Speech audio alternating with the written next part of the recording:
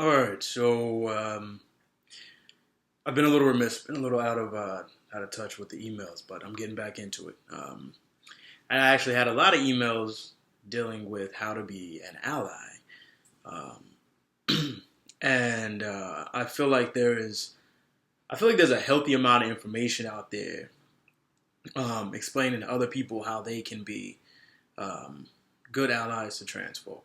I feel like we got that out there, especially on Tumblr. Not that that discussion needs to end because it doesn't, but there's something weird that happens when you start testosterone, if that's what you choose to do, um, and suddenly your outward appearance matches your gender identity, right? Like matches who you are, and if you were vocal. If people looked at you and they saw a woman, even though that's not who you are, that's what they saw, right? And you were very vocal about feminist issues.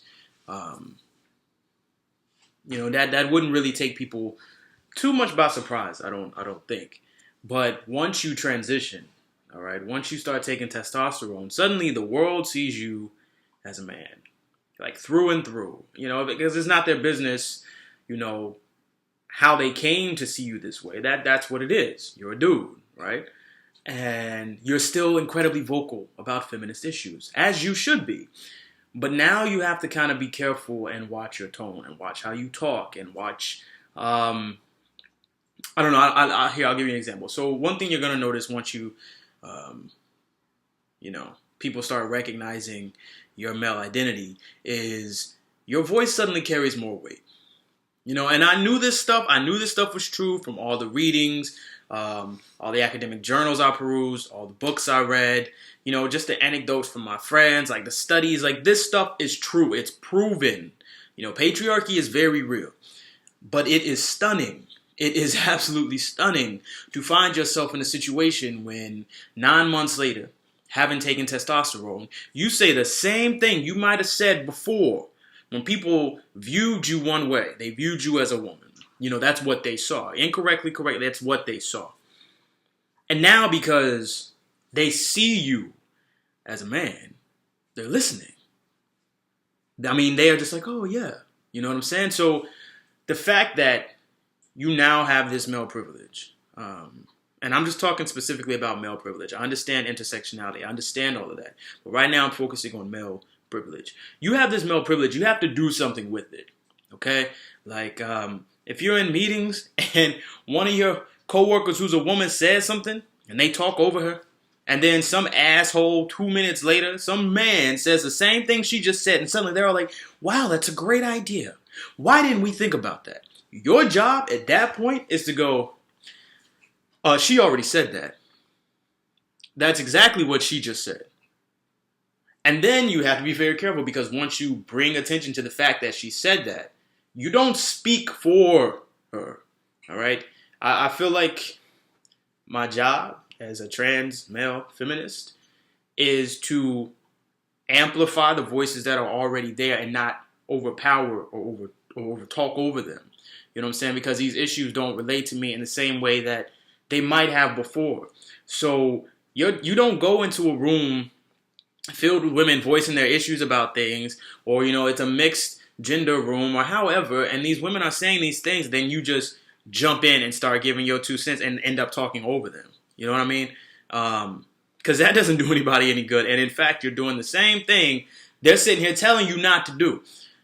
So I try very hard, and I think it would behoove all of us, once we transition, to use our voices to boost people up so that they can say the same shit you were saying. But it's the origin point of the message is incredibly important.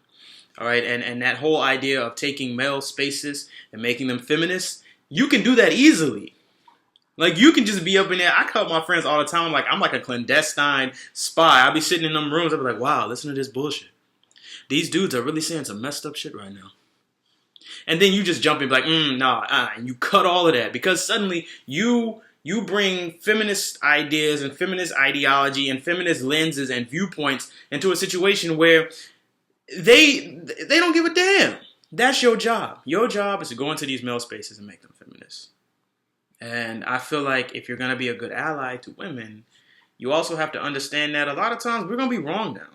All right, we are at this mix of this strange crossroads where we can see from both sides of the gender spectrum if we're only talking about the binary. We have been on both sides.